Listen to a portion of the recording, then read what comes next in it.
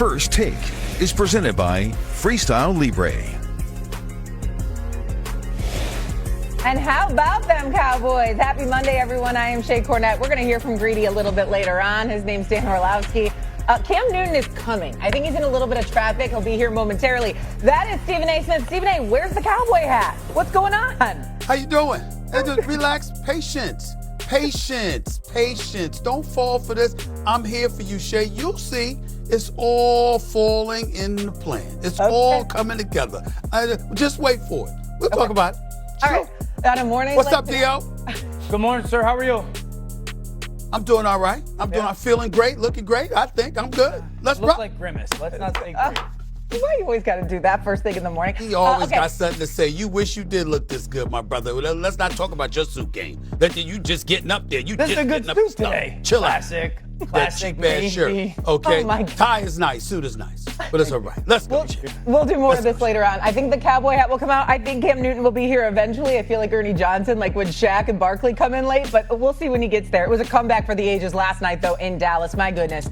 Down 21 points. The Cowboys tied their largest comeback in franchise history on the back of their quarterback. Dak Prescott threw for over 350 yards, 2 touchdowns. He also ran one in. George Pickens had 146 receiving yards and a touchdown. And Dak has now won 19 straight games at home against a divisional opponent. As for the Eagles, they looked good early, but completely just disappeared offensively late in the game, giving the Cowboys all kinds of life. So now here we are, Monday morning. Are we higher on what we saw from Dallas, or are we down on what we saw from Philadelphia, Dan? I'm going to be higher on Dallas. I thought this was an unbelievable win at home to go down 21-0, but also just the way it looked. I think, number one, Quinton Williams and his impact has absolutely helped this defensive line. Him and Odigizua played very, very good. 2, Overshown coming back health-wise. His speed has totally impacted the way that the defense can play.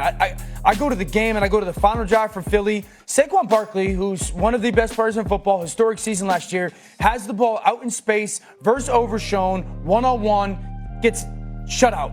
So like the way that the defense can play, like look at this tackle in space. Saquon goes backwards. The next play, they dump the ball off to him. Overshown tackles him in space. This is the play right here. And so just the way that the defense, watch, Saquon's going to have the ball in space. I thought it was going to be a first down. Nope. So just, they didn't have that guy weeks ago, okay? So the way that the defense can play. And then I'd also say this, George Pickens absolutely has put himself in the conversation for the best receiver in football. And I say that respectfully to Jackson Smith-Njigba and Jamar Chase and a lot of the guys that are playing a high level. What he's done this year and what he's done this last 4 or 5 weeks, you can't cover him one-on-one right now. And his growth has been big time. So I was kind of lukewarm on the Cowboys. I got to give them the respect. The way that they played and the way that they competed last night tells me that this is a competitive and meaningful football team this season. I mean, George Pickens has been so impressive, and I remember we all had question marks heading into this season how this was going to work out. It has been very impressive how he's come along. Go ahead, Stephen A. What do you think? Are you more high on what you saw from Dallas or down on the Eagles? Well, I'm low on the Eagles, but I'm high on the Cowboys right now. I give credit where credit is due. They're down 21-0 with 11:30 left in the second quarter, and they come back and they handle their business. From that moment forward, to piggyback off of D.O.'s point, George Pickens had more receiving yards than the entire Eagles team. Really, 132 yards receiving. That's what the Eagles gave you after they had a 21-0 lead. And George Pickens was doing his thing when CeeDee Lamb was uncharacteristically dropping a bunch of passes. So give credit where credit is due. The defense neutralizing Saquon Barkley, not being able to do much. The offense stepping up. Dak Prescott being the leader that he is, not just the quarterback that he is. You got to give credit where credit is due when it comes to the Cowboys in terms of, what you saw from them, particularly being down 21-0. I wouldn't be here singing their praises if they had just won the game. It's the fact that they were in a 21-0 hole. That is the kind of game the Dallas Cowboys usually would lose. Usually that would lead to a blowout. Dak Prescott and others would engage in hero ball. Mistakes would mount. The defense wouldn't respond the way that they should. And ultimately, you'd end up losing a playoff game to Green Bay by giving up 48 points. That's what the Dallas Cowboys would have done. This team looks a little bit different.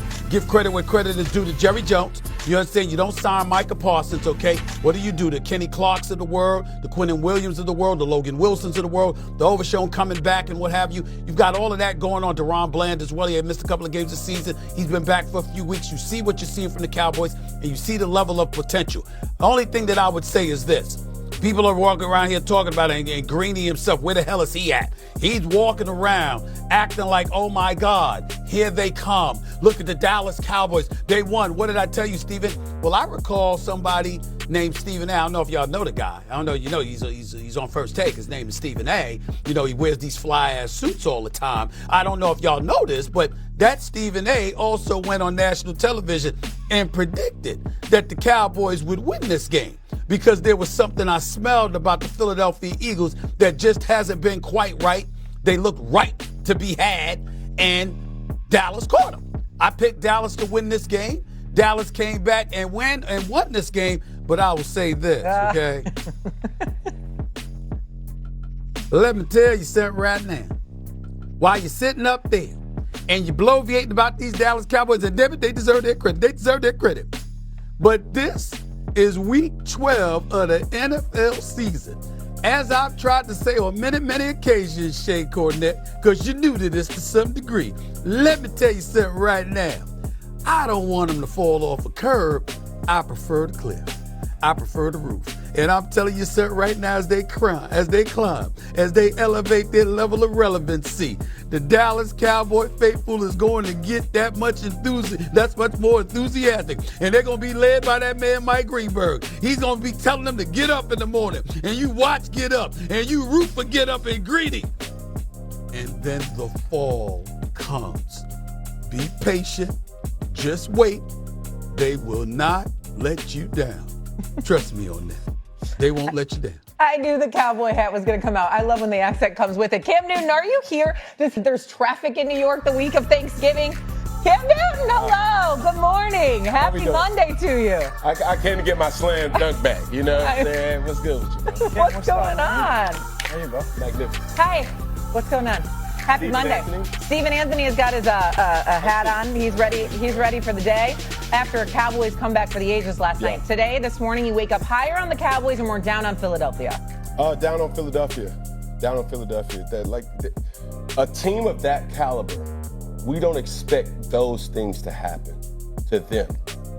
And the thing that's alarming is the first 3 drives you score. You come out with a bang. We impose our will.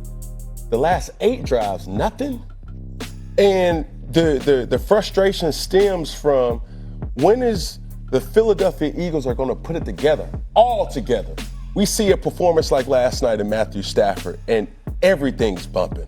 From Puka Nacua, you got Devontae Adams. Then you start to say, well, is it the offensive coordinator? Is it the quarterback? Is it the players? That's where my frustration comes in, that is because when you have that much talent and to not have one game, here we are in week 11, to not be able to say, okay, they figured it out. And that's the thing that I hold them to a standard. Extremely high on Jalen Hurts, extremely high on Saquon, extremely high on AJ, extremely high on Devontae. But we haven't had one game this year where we've said, okay, the Philadelphia Eagles, Kevin Patullo, Nick Sirianni,